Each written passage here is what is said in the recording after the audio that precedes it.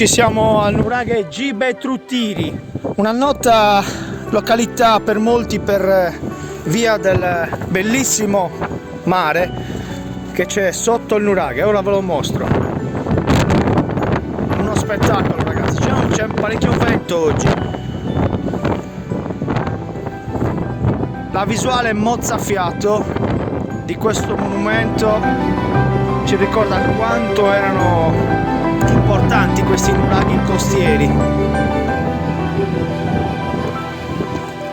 verso questo fantastico mare, queste spiagge caraibiche. No, spiaggia sarda, non siamo ai Caraibi, questa è la natura della nostra grande terra di Sardegna.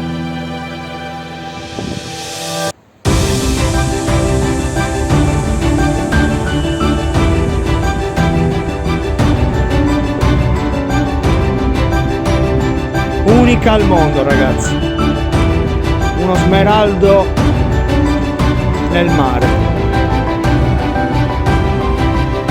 e questo è il guardiano di questo spettacolo.